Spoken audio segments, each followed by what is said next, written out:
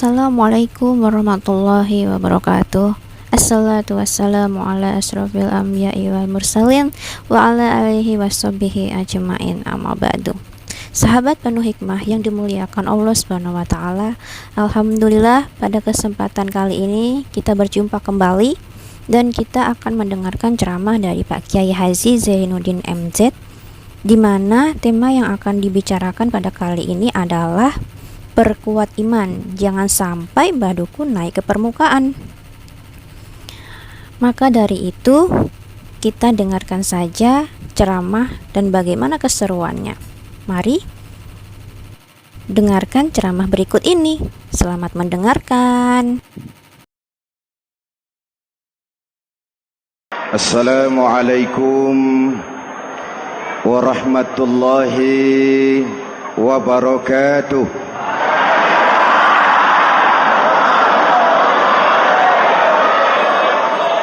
Alhamdulillahi Rabbil Alamin, wassalatu wassalamu ala ashrafil mursalin, Sayyidina wa maulana Muhammadin wa ala alihi wa sahbihi ajma'in, amma ba'du.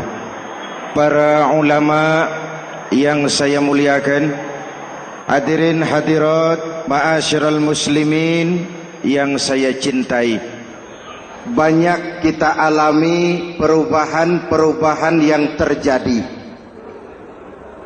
baik perubahan yang menyangkut sosial budaya, lebih-lebih yang menyangkut sosial politik. Yang tidak banyak mengalami perubahan adalah sosial ekonomi.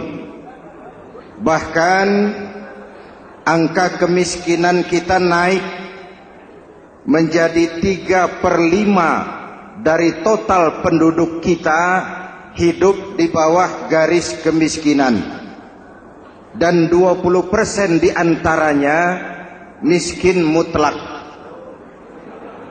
Perubahan-perubahan yang terjadi menyadarkan kita kepada kebenaran Al-Quran ketika Allah menyatakan wa tilkal ayyamu nudawiluha bainan nas. Hari itu kami putar di antara manusia. Ada saat datang, ada waktu pergi. Ada hari lahir, ada saat kembali. Ada waktu dilantik, ada saat menyerahkan jabatan. Hari kami putar di antara manusia dan hidup cuma sekadar menunggu giliran. Soalnya kemudian di tengah perubahan-perubahan yang terjadi begitu cepat, what must we do now?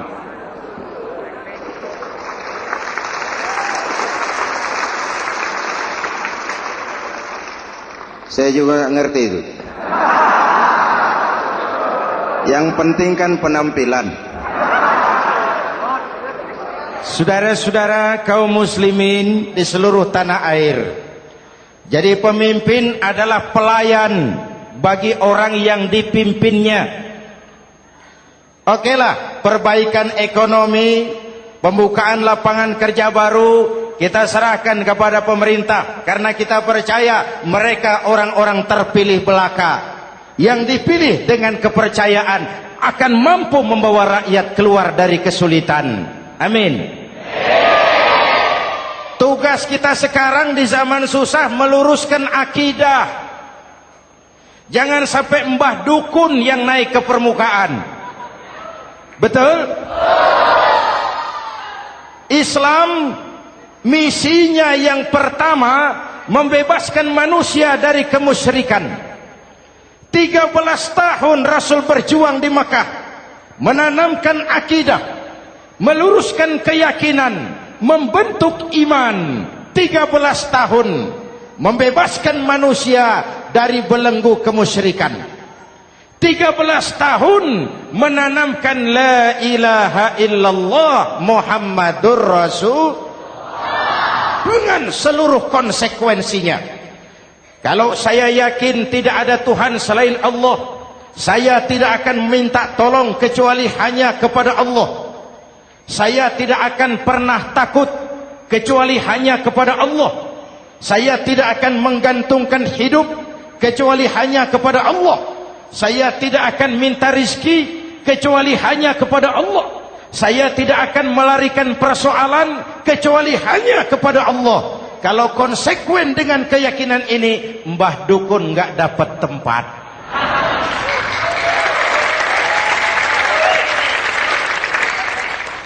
Akur? Ayo lihat secara sederhana. Saya sandaran di tiang.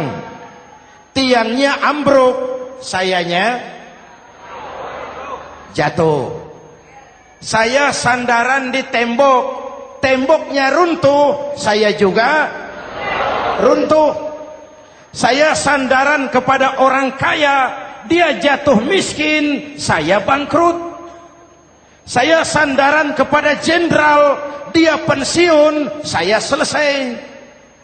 Tapi kalau saya sandaran hanya kepada Allah, Allah tidak akan pernah miskin, Allah tidak akan pernah lumpuh, Allah tidak akan pernah terpuruk, dan Allah tidak akan pernah berkurang kekuasaannya.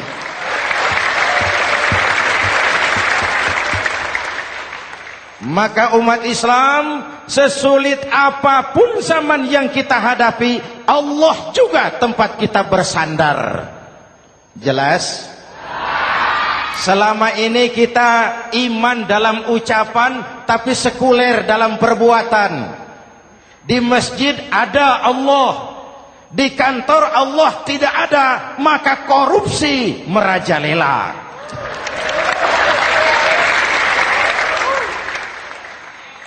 Di masjid ada Allah, di pasar Allah tidak ada, maka timbangan tetap curang. Kita iman dalam ucapan, tapi sekuler dalam perbuatan. Oleh karena itu, sesulit apapun zaman yang kita hadapi, iman jugalah pegangan kita. Allah juga tempat kita bersandar. Boleh zaman berubah, akidah jangan sampai goyah. Karena iman kita hidup, untuk iman kita berjuang, dan dalam iman kita ingin kembali menghadap Allah Subhanahu. Selama ini manusia Indonesia kita lebih banyak diisi otaknya, hati sering kosong, agama dangkal, akidah rapuh, moral rendah. Memang kemudian muncul banyak orang-orang pintar, cuma sayang tidak benar.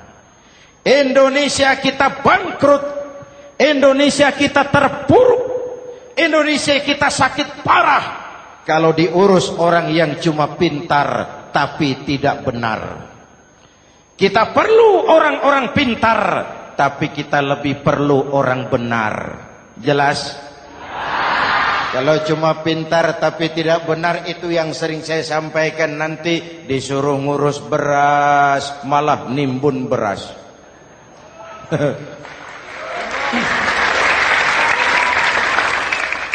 Disuruh ngurus laut malah jadi bajak laut. Disuruh ngurus hutan rame-rame jadi orang hutan.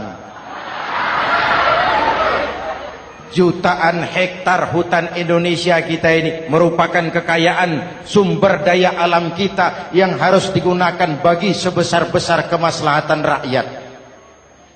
Yang disuruh ngurus hukum malah bikin hukum seperti pisau, tajam ke bawah, tumpul ke atas. Jangan heran lalu di masyarakat muncul street justice, pengadilan jalanan, sebagai refleksi dari ketidakpuasan melihat sikap hukum yang sangat berpihak. Kalau yang kecil salah, hukum cepat-cepat ditegakkan.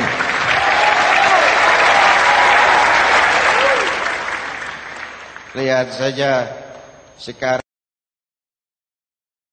sekarang ini kalau orang terkenal banyak uang punya masalah, antri yang bela. Betul?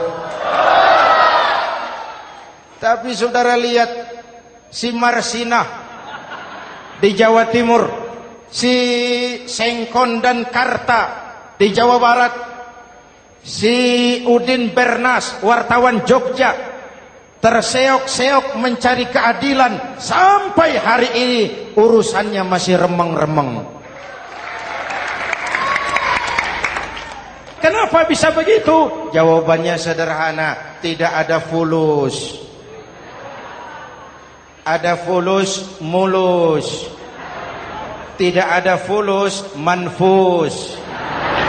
Betul? Jangan sampai para penegak hukum kita terjebak pada lagu baru, maju tak gentar membela yang bayar.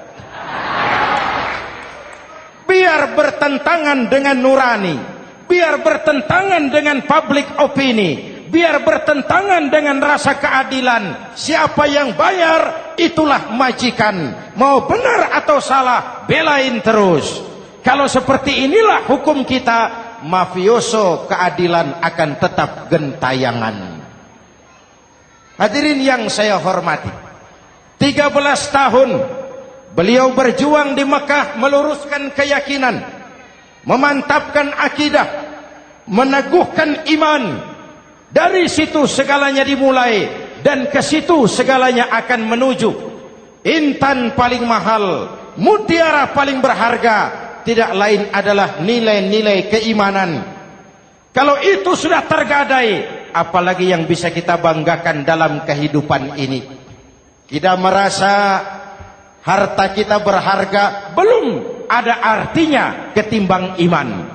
Kedudukan kita punya nilai pun belum ada artinya ketimbang dengan nilai-nilai keimanan. Itu intan paling mahal, itu mutiara paling berharga. Harta baru ada manfaatnya kalau dilandasi dengan iman. Jabatan dan kedudukan baru terasa gunanya kalau dilandasi dengan keimanan. Kalau jabatan lepas dari iman, yang akan lahir Fir'aun baru. Jelas? Kalau harta terlepas dari iman, yang akan muncul adalah konglomerat korun. Kalau ilmu pengetahuan terlepas dari nilai dasar keimanan, maka yang akan muncul adalah ilmuwan pelacur yang menyalahkan yang benar, membenarkan yang salah untuk kepentingan pribadi. Dan kondisi seperti itu tidak akan membuat kita makin sehat. Oleh karena itu, pada kesempatan ini, pesan pertama saya, menghadapi zaman susah, tetap jaga akidah. Tetap pelihara keyakinan. Kesulitan bukan untuk ditakuti, untuk diatasi. Hidup adalah kerja keras, bukan keajaiban. Perubahan tidak akan datang hanya dengan simsalabim abragadabra. Perubahan tidak akan muncul hanya dengan berandai-andai. Perubahan tidak akan turun dari langit seperti turunnya embun di waktu malam. Perubahan adalah kerja keras, sehingga Al-Quran membimbing kita, innallaha la yughayyiru ma biqaumin hatta yughayyiru ma bi anfusihim. Allah tidak akan mengubah keadaan suatu bangsa kalau mereka tidak mau mengubah apa yang ada di dalam diri mereka. Yang ada di dalam diri itu rule of thinking, state of mind, cara kita berpikir, cara kita memandang kehidupan, cara kita mengatasi persoalan. Hadirin yang saya hormati, inilah iman. Berangkat dari ini kita menyadari, ini ujian buat kita rakyat. Dan kita rakyat Indonesia ini kalau sama susah sih sudah kenyang. Ya Pak? Ya Pak? Kita ini sebagai bangsa mengalami apa yang disebut oleh Bung Karno up and down. Naik, turun, timbul, tenggelam, pasang, surut. 350 tahun dijajah oleh Belanda, kita susah. Berangkat Belanda masuk Jepang, susah lagi. Pergi Jepang, datang nikah, susah lagi. Lalu kita merdeka, dirongrong oleh berbagai pemberontakan, susah lagi. Makan bulgur, antri minyak. Lalu PKI berontak, susah lagi. Muncul orde baru, lama-lama susah lagi. Orde Baru selesai, naik reformasi, mulai repot nasi, susah lagi.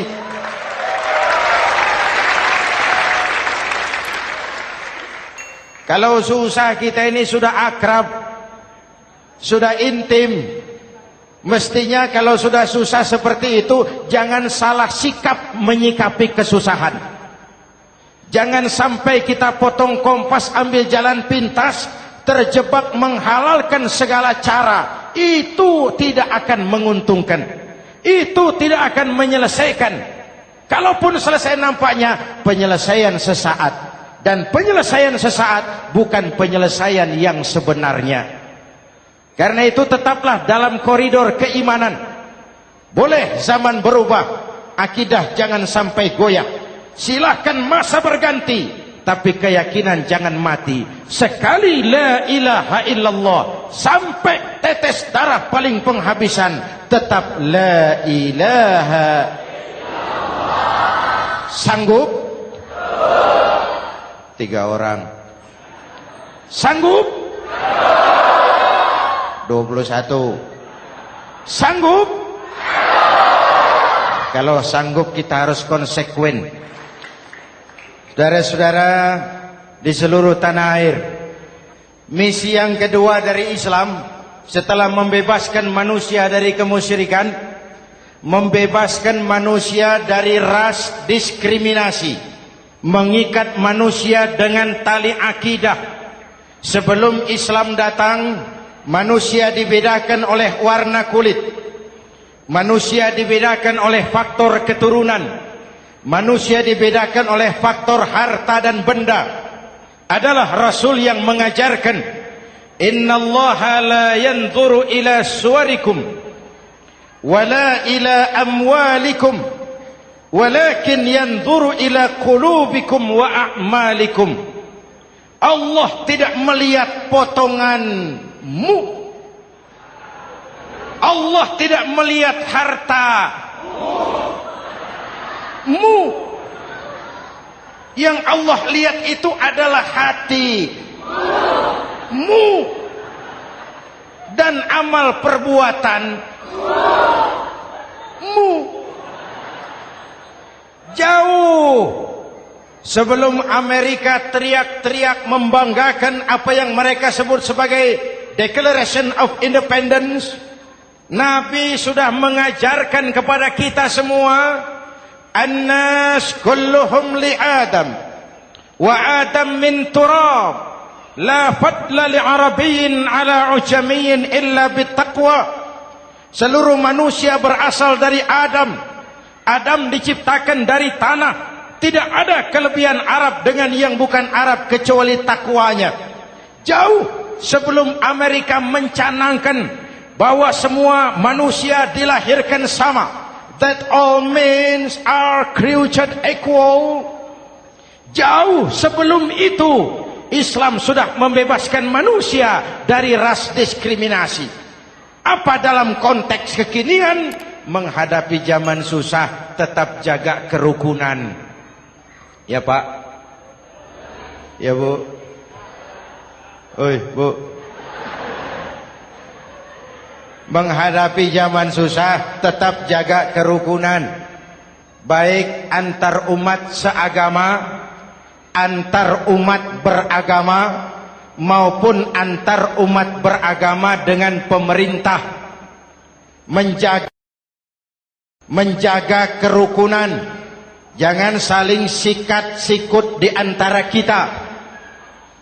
Sebab kalau sudah rukun, saya ajak berhitung, 1 ditambah 1 sama dengan, itu matematika namanya, hasilnya pasti. Tapi angka sosial hasilnya aneh. Saya ubah jadi angka sosial. Ayo kita berhitung lagi. 1 orang takut ditambah 1 orang takut sama dengan 2 orang setengah berani. Kenapa setengah berani? Karena sudah berdua. Tadi kan takut sendiri. Kalau sama-sama takut berkumpul jadi setengah berani. Kalau ditambah satu orang takut lagi, satu orang takut ditambah satu orang takut ditambah satu orang takut sama dengan 3 orang berani. Kenapa jadi berani? Karena sudah bertiga. Kita yang lemah, kita yang marginal, kita yang dikucilkan, bahkan kita yang dilecehkan, kalau mau rukun kita akan kuat dan tidak bakal dipermainkan orang.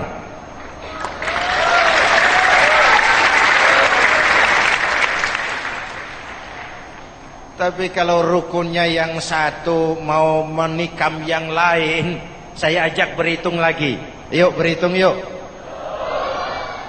1 ekor ayam ditambah 1 ekor musang sama dengan 1 ekor musang. Kemana ayamnya? Dimakan musang. Betul nggak nih hitungan? Ayo kita hitung lagi. 1 ekor ayam ditambah 1 ekor musang sama dengan 1 ekor musang. Kemana ayamnya? Dimakan musang. Jadi kalau kita suka kumpul dengan orang yang mau makan kita, selesailah kita.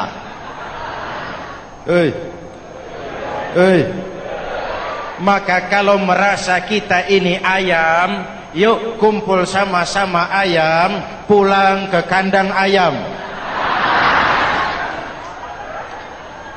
Kalau ada ayam kumpul ke kandang musang, itu namanya ayam minum baygon. Jelas? Menjaga kerukunan. Pertama, antar umat seagama, sesama muslim harus saling menjaga, harus saling memelihara. Baik dia muslim yang jadi kapolri, baik dia muslim yang jadi kasat, baik dia muslim yang jadi pengusaha, baik dia muslim yang jadi petani, nelayan, guru, semua komit menjaga semangat kebersamaan, rukun antar umat seagama. Jelas? Jelas? Hadirin yang saya hormati, atas dasar itu saya ingatkan kembali, kita semua ingin persoalan terorisme dilepaskan kaitannya dari agama manapun. Tidak ada kaitannya terorisme dengan Islam, dengan Kristen, dengan Hindu, dengan Buddha. Tidak ada kaitannya terorisme dengan pondok pesantren.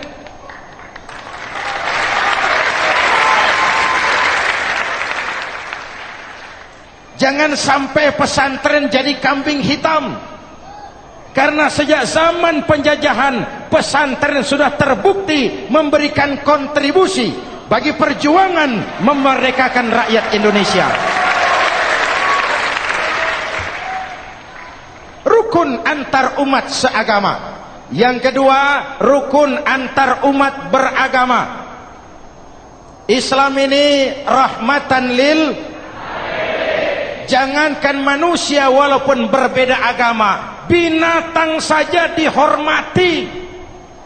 Ada hadis, fa iza zabahtum fa ahsinuz zibhata.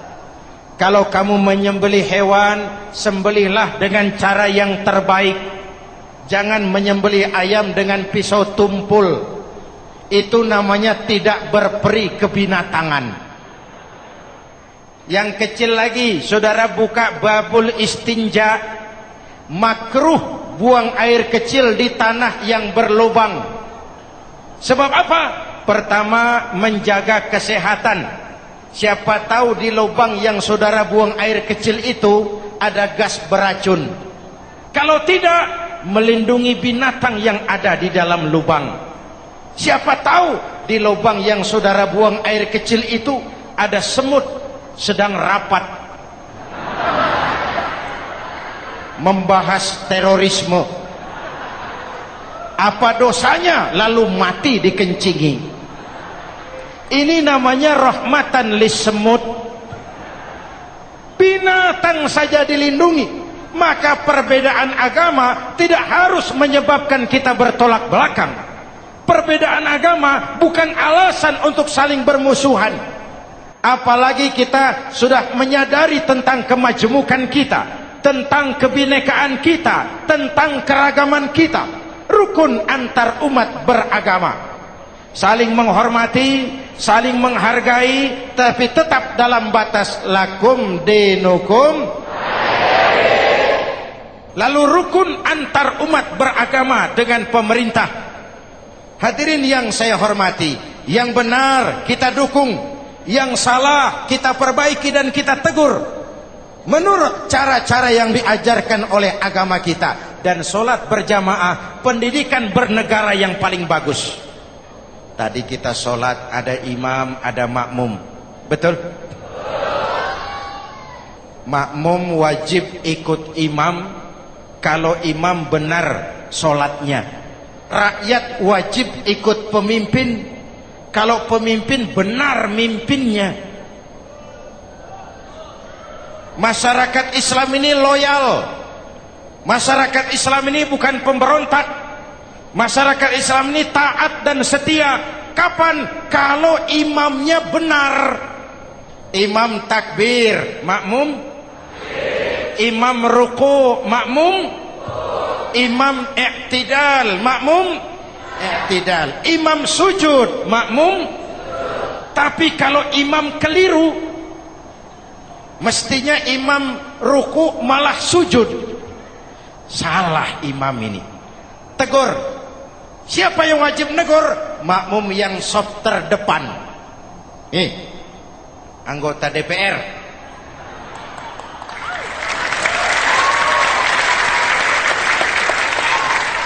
Ini wakil-wakil makmum ini, saf di depan ini. Kalau imam keliru mereka paling tahu. Ngomong, tegur. Bagaimana negurnya? Ada aturan main. Mestinya ruku, imam sujud. Salah ini imam. Subhanallah. Kan begitu negurnya. Betul? Tidak boleh juga imam keliru, makmum emosi. Main pegang. Weh, makmum salah. Hoi, hoi. Kacau sholat. Betul? Anggota dewan ini saf di depan. Itu kalau imam keliru. Satu saat imam buang angin. Namanya manusia bisa buang angin toh.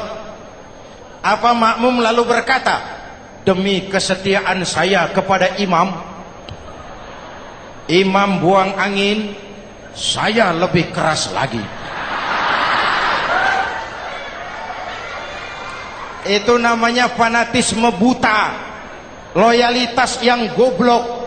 Imam buang angin, minggir. Iyyaka na'budu wa iyyaka nasta'in. Sampai situ imam buang angin, minggir imam. Lalu saf yang di depan maju. Tidak usah bikin sholat baru, teruskan pekerjaan imam. Ihdinas siratal mustaqim. Teruskan. Kenapa? Kalau bikin sholat baru lagi, nanti buang angin lagi. Bikin lagi sholat. Kapan selesainya sholat? Kapan selesainya membangun negara ini? Yang penting imam tahu diri, buang angin, minggir.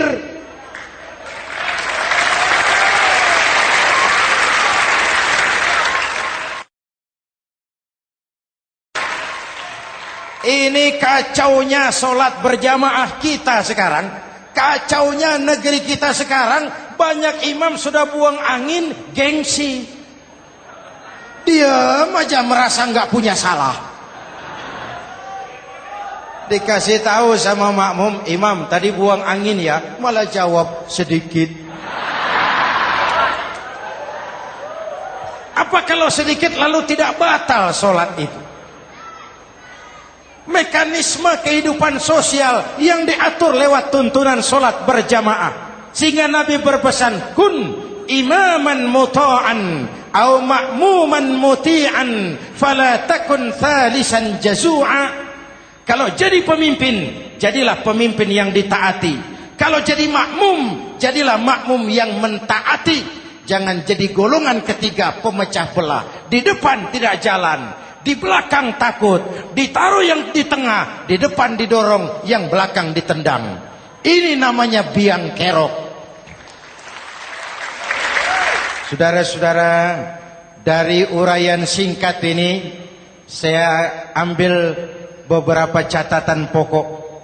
Pertama, kalau ada intan paling mahal, kalau ada mutiara paling berharga dalam hidup kita, itu tidak lain adalah karena keyakinan. Hidup jadi indah, hidup jadi berharga, hidup jadi berarti kalau didasari atas sebuah keyakinan. Dan keyakinan itu tidak lain adalah nilai iman kita, akidah kita kepada Allah Subhanahu wa taala. Yang kedua, tetap menjaga kerukunan. Sesulit apapun zaman yang kita hadapi, kita tetap harus menjaga semangat kebersamaan. Kita harus tetap menjadi lem perekat yang menjaga keutuhan, baik sebagai bangsa maupun sebagai umat. Perbedaan adalah wajar, harus dihormati sebagai ciri kehidupan berdemokrasi. Tapi jangan perbedaan menjadi sebab kita bermusuhan, dan jangan perbedaan menyebabkan kita saling berpecah belah. Hormati perbedaan, jangan perbedaan dipandang sebagai permusuhan. Dengan akidah yang kuat dan kebersamaan yang kokoh, ayo kita hadapi kesulitan, kita atasi kesulitan, dan dengan kerja keras untuk menyongsong hari esok yang lebih pasti. Mari kita Fatihah, semoga Allah memelihara kita bangsa Indonesia. Ala hadhihi niyyah wa ila hadratin Nabi. Al-Fatihah. Wa qiyamana wa takhassu'ana wa ta'abbudana surna 'alal qaumil kafirin. Allahumma ij'alna minas su'ada. Alhamdulillah, telah kita dengarkan bersama ceramah dari Pak Kiai Haji Zainuddin MZ yang bertemakan perkuat iman, jangan sampai Mbah Dukun naik ke permukaan.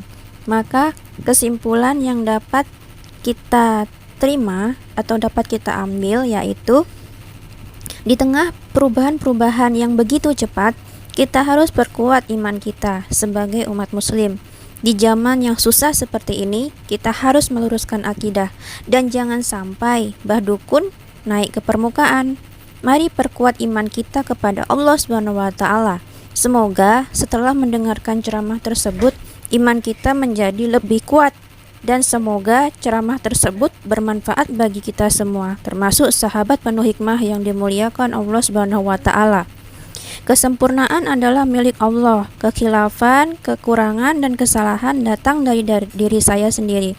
Mohon maaf atas segala kesalahan. Sekian untuk kesempatan kali ini. Wassalamualaikum warahmatullahi wabarakatuh.